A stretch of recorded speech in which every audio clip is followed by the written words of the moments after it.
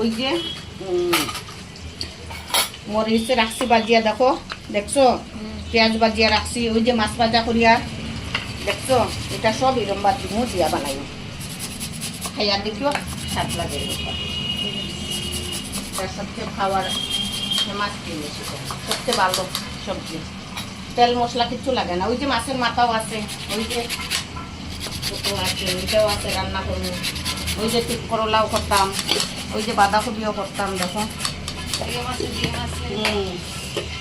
এদিকে আলু আছে, সব কিছু কতটা করতাম তো, একটা একটা একটা একটা করে।